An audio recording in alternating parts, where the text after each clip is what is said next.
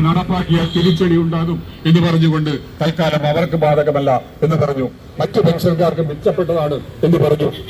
പിന്നീട് അത് നടപ്പാക്കിയ ഇപ്പൊ നിങ്ങൾ കേട്ടിട്ടില്ലേ അഗ്നിവീർ പദ്ധതി? എന്താ അഗ്നിവീർ പദ്ധതി? 4 കൊല്ലം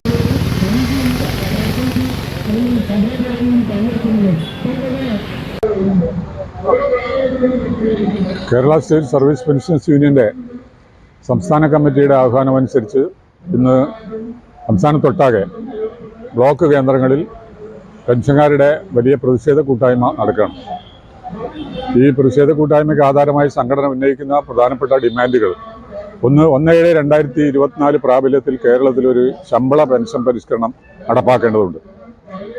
അതിന് സംഘടന നിരന്തരമായി ആവശ്യപ്പെട്ടുകൊണ്ടിരിക്കുന്ന ഡിമാൻഡ് മുഖ്യമന്ത്രി തത്വത്തിൽ അംഗീകരിച്ചിട്ടുണ്ടെങ്കിലും ശമ്പള കമ്മീഷൻ നിയമിക്കുകയോ അതിനുള്ള പെൻഷൻ പരിഷ്കരണത്തിനുള്ള നടപടികൾ ആരംഭിക്കുകയോ ചെയ്തിട്ടില്ല. 33ാം സംസ്ഥാന സമ്മേളനം ഇക്കാര്യം വീണ്ടും സർക്കാരിന് മുമ്പിൽ ഉന്നയിക്കുകയും ഇത് പരിഗണിക്കാമെന്ന് മുഖ്യമന്ത്രിയും ധനകാര്യമന്ത്രിയും വാക്ക് നൽകുകയും ചെയ്തിട്ടുണ്ടെങ്കിലും അത് പ്രാവർത്തികമാക്കിയിട്ടില്ല. അതുകൊണ്ട് ഞങ്ങൾ ആവശ്യപ്പെടുന്ന അടിയന്തരമായും ഇനിയും കാലതാമസം കൂടാതെ ശമ്പള പെൻഷൻ പരിഷ്കരണ കമ്മീഷനെ മറ്റു സംവിധാനങ്ങളിലൂടെയോ 1/7/2024 പ്രാബല്യത്തിൽ കേരളത്തിലെ പെൻഷൻകാർക്ക് പെൻഷൻ പരിഷ്കരണം നടക്കണം എന്നുള്ളതാണ്. മറ്റൊന്നില്ല, കേരളത്തിലെ പെൻഷൻകാർക്ക് ക്ഷാമാശ്വാസം, ജീവനക്കാർക്കും പെൻഷൻകാർക്കും ക്ഷാമാശ്വാസം 7 ഗഡുക്കൾ ഇനിയും അനുവദിക്കാൻ ബാക്കിയാണ്. കാലകാലങ്ങളിൽ ലഭിക്കേണ്ട DA ഗഡുക്കൾ സാമ്പത്തിക പ്രതിസന്ധിയുടെ പേര് പറഞ്ഞ് സർക്കാർ ഇപ്പോൾ അനുവദിക്കുന്നില്ല. അത് പിന്നെ 1/7/2021 മുതൽ കുടിശ്ശികയായിട്ടുള്ള ക്ഷാമാശ്വാസമാണ് കിട്ടാനുള്ളത്. നേരത്തെ അനുവദിച്ച 2 ഗഡുക്കളിലെ മുൻകാല കുടിശ്ശികകൾ ലഭിച്ചിട്ടില്ല.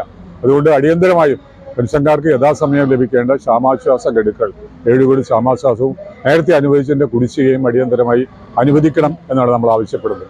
അതോടൊപ്പം തന്നെ പ്രായമായ പെൻഷൻകാർക്കുള്ള അധിക പെൻഷൻ അനുവദിക്കണം.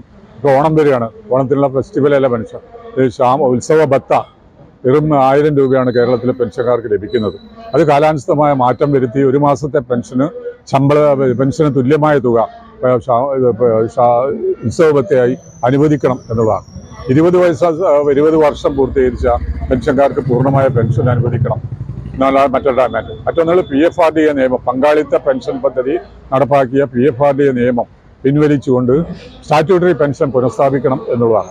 കേന്ദ്ര ഗവൺമെൻറ് പാർലമെൻറ്റിൽ പാസ്സാക്കിയ നിയമത്തിൻ്റെ അടിസ്ഥാനത്തിലാണ് ഇന്ത്യ ഒട്ടാകെ PFRDA നിയമം പാസ്സാക്കിയത്. സംസ്ഥാന ഗവൺമെൻറ് അത് പിൻവലിക്കാനുള്ള സംവിധാനം ഉണ്ടാക്കും എന്ന് പറഞ്ഞിരുന്നെങ്കിലും അത് ചെയ്തിട്ടില്ല. അതുകൊണ്ട് കേന്ദ്ര ഗവൺമെൻറ് അടിയന്തരമായും PFRDA നിയമം പിൻവലിക്കുകയും ഇന്ത്യയിലൊട്ടാകെ സ്റ്റാറ്റ്യൂട്ടറി പെൻഷൻ നടപ്പാക്കുകയും ചെയ്യണം എന്നുള്ളതാണ് നമ്മുടെ മറ്റൊരു ഡിമാൻഡ്.